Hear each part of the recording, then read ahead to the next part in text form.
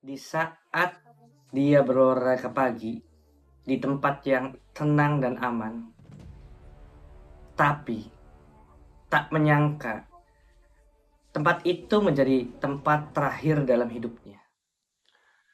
Kasus ini terjadi pada tanggal 22 Februari 2024 di dekat Taman Universitas Georgia di Ocean, Athens, Amerika Serikat. Ada seorang mahasiswa yang bernama Laken Riley, yaitu mahasiswa keperawatan di Universitas Georgia. Pada pukul 9 pagi, Laken Riley, atau kita sebut biasa Riley, sedang berolahraga di dekat kampus. Jadi di kampus ya Riley di Universitas of Georgia itu, di sebelahnya itu ada taman, dan di taman tersebut langsung menuju ke arah hutan. Biasa dia setiap pagi melakukan olahraga seperti jogging, lari pagi, dengan durasi yang tidak lama, sekitar 1 jam.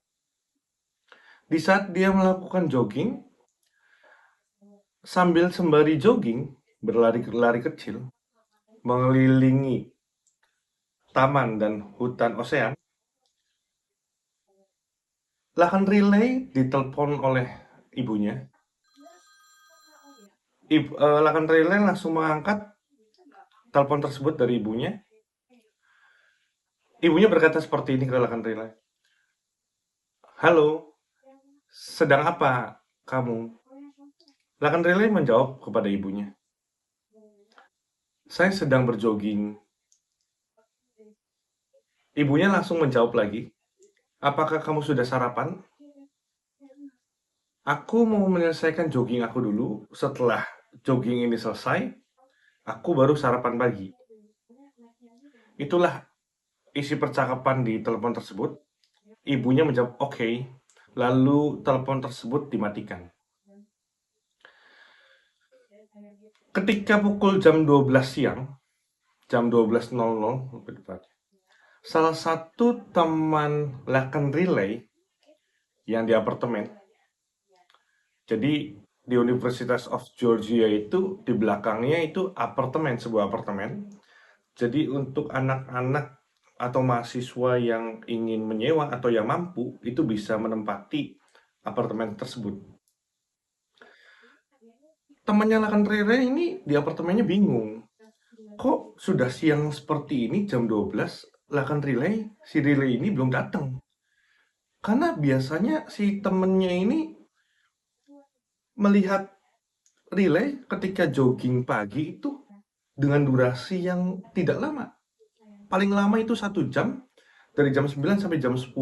Ketika jam 10, Relay langsung balik ke apartemennya, dia bersih-bersih lalu sarapan. Tetapi di jam 12 siang itu, teman Lakan Relay ini belum menemukan tanda-tanda Lakan Relay sudah kembali kepada apartemennya. Karena kekhawatiran dari teman seapartemen Lakan Relay, teman Relay ini lalu menghubungi ibu Relay karena teman Relay kebetulan dia mempunyai kontak ibunya Relay. Dia berencana ingin menanyakan Relay ada di mana dan sekaligus mengonfirmasi bahwa Relay tidak ada di apartemen.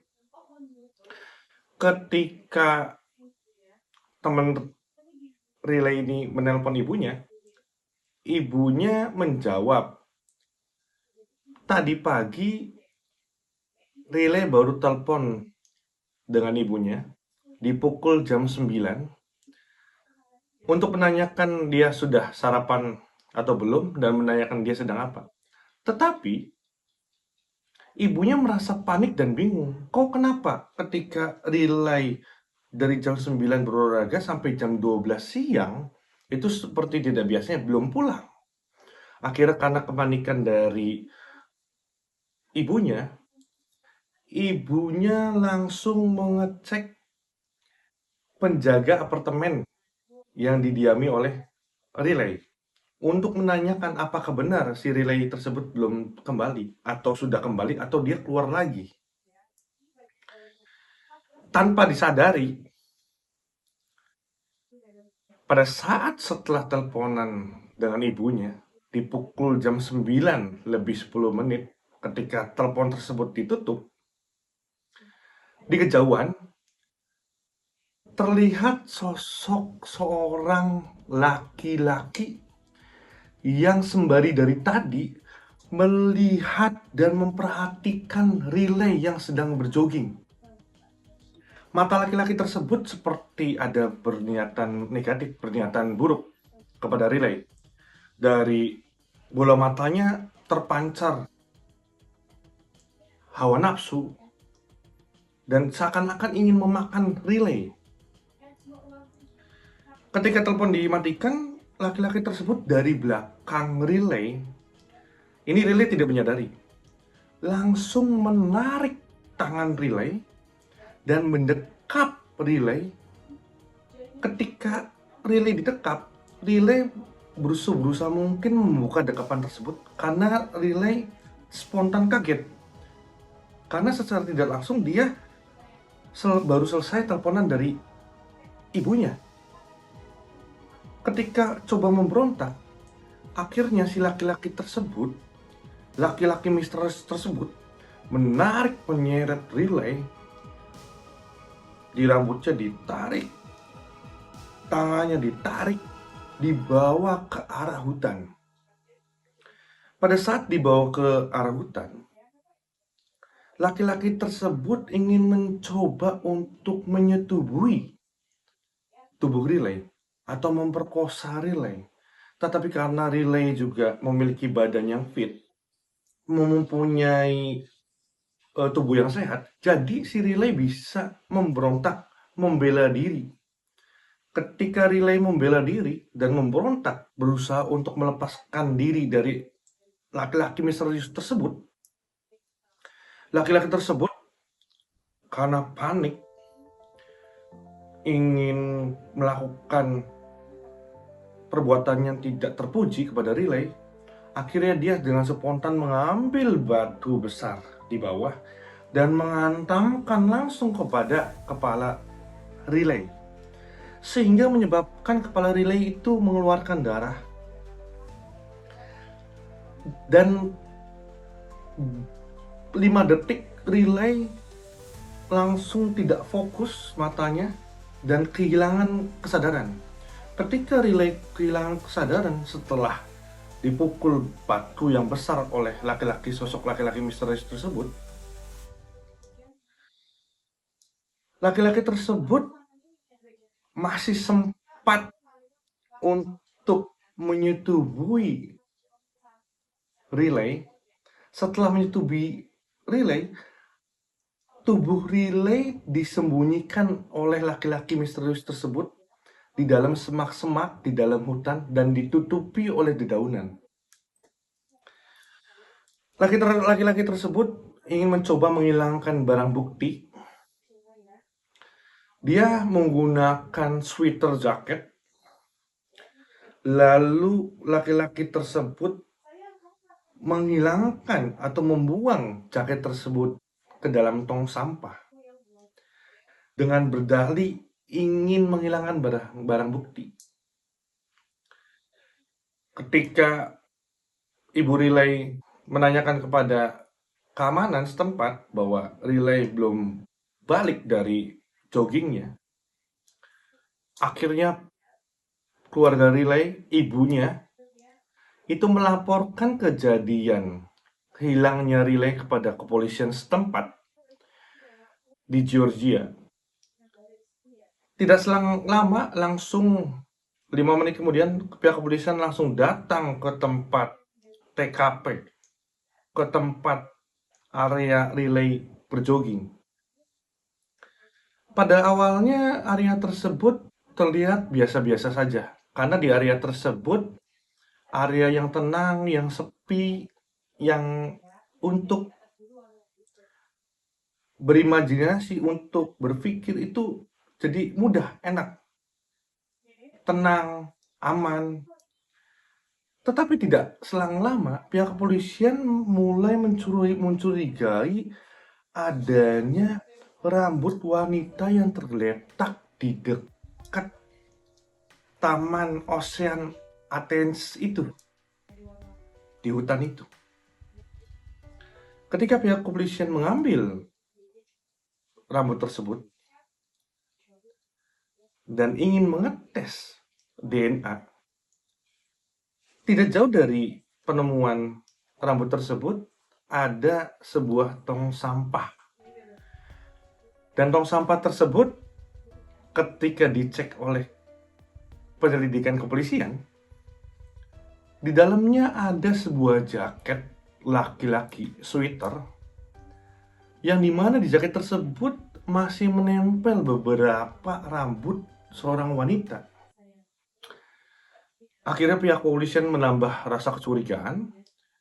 Jaket atau sweater tersebut diambil untuk dites DNA, karena di jaket tersebut ada noda sedikit darah yang diyakini bahwa darah tersebut adalah darah Riley atau darah korban. Ketika polisi mengecek di laboratorium, tidak membutuhkan waktu yang lama, sekitar 4-5 jam kemudian, pihak kepolisian menemukan identitas yang sangat mengejutkan, yaitu seorang laki-laki bernama Jose Ibarra.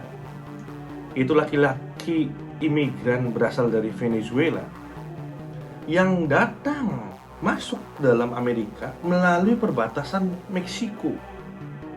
Sempat Jose Ibarra ini ditahan oleh pihak federal karena dia masuk ke dalam perbatasan Amerika Serikat dengan ilegal. Tetapi tidak selang lama pihak federal melepaskan Jose Ibarra. Ketika muncul sebuah nama yaitu Jose Antonio Ibarra, pihak kepolisian langsung bergegas untuk mendatangi kediaman yang didiami oleh Antonio Ibarra, atau kita sebut Jose Ibarra. Ketika pihak kepolisian mendatangi rumah tersebut, Jose Ibarra tidak ada di rumahnya. Rumahnya terlihat sepi dan anehnya pintu tidak terkunci. Tidak selang lama, dari kejauhan muncul seorang yang sedang berlari. Karena rasa kecurigaan pihak kepolisian, laki-laki tersebut yang lari itu dikejar menggunakan mobil, dan di situ ada aksi kejar-kejaran tidak selang lama, dan akhirnya laki-laki tersebut ditangkap. Dan ternyata laki-laki tersebut adalah Jose Antonio Ibarra yang ingin mencoba melarikan diri, sudah bersiap ingin melarikan diri, tetapi nasib sial yang dia alami karena sudah membuat kesalahan, sudah melakukan sesuatu hal yang tidak terpuji, yang melanggar hukum, sehingga Jose Antonio Ibarra ditangkap oleh kepolisian dan langsung dibawa ke kantor polisi untuk diinterogasi. Ketika dalam proses interogasi, polisi menanyakan, "Kamu kenapa melakukan seperti ini?" Jose Ibarra menyangkal tuduhan itu semua, apa yang ditanyakan oleh kepolisian, karena dia mengaku bahwa tidak melakukan semua apa yang dikatakan oleh kepolisian. Akhirnya pihak kepolisian menampilkan suatu video CCTV yang ada di sekitar kampus yang sampai menyorot ke area hutan di dalam. Itu sangat terlihat jelas bahwa Jose Antonio Ibarra sedang menyeret Lakan Riley yang tadinya di Taman Ocean itu masuk ke dalam hutan Athens. Ketika Jose Ibarra ditampilkan video tersebut, Jose Ibarra langsung terdiam. Dia langsung tegang, langsung merasa tidak menyangka bahwa apa yang dia lakukan itu, yang dia berpikir bahwa tidak ada yang melihat, ternyata masih ada CCTV. Dia tidak sadari itu. Di atas kampus universitas tersebut ada CCTV. Oleh karena itu, pihak keluarga Riley ingin menuntut Jose Ibarra dengan hukuman yang setimpal atau hukuman seumur hidup karena sudah menghilangkan nyawa putri kesayangannya. Bayangkan ya kalian semua, seorang perempuan dengan umur 22 tahun ingin diperkosa oleh seorang laki-laki yang misterius. Begitu menyeramkannya peristiwa tersebut. Karena pembelaan atau perlawanan wanita tersebut, nyawa korban sampai menjadi taruhannya. Tidak selang lama, pihak polisian sambil mengumpulkan bukti yang ada, tanggal 25 Februari 2024, Jose Ibarra langsung disidangkan di pihak pengadilan setempat. Ketika Jose Ibarra diadili, hakim sudah merasa ini orang kriminalitas dari tampilannya, dari tampangnya, dari track record history yang pernah dia lakukan di dalam Amerika Serikat, itu sudah sering melanggar aturan-aturan negara. Akhirnya Jose Ibarra dimasukkan dengan hukuman dan ancaman pasal pembunuhan berencana, pemerkosaan secara paksa kepada seorang wanita. Ketiga, mencoba menghilangkan barang bukti. Yang keempat, ingin melarikan diri atas apa yang dia sudah lakukan. Oleh karena itu, pihak pengadilan memutuskan bahwa Jose Ibarra dihukum dengan seumur hidup. Putusan finalnya seperti itu. Dengan tidak akan dibebaskan bersyarat. Jadi tidak ada kata-kata kedepannya Jose Ibarra bisa bebas bersyarat, tidak ada. Hakim dan pihak hukum, keamanan setempat dan kepolisian tidak memberikan Jose Ibarra bebas bersyarat selamanya. Nah, kalian tahu sendiri, kalau sudah tidak akan diberikan bebas bersyarat, berarti orang tersebut akan selamanya mendekam dan sampai akhir hayatnya di dalam sel jeruji besi atau di penjara.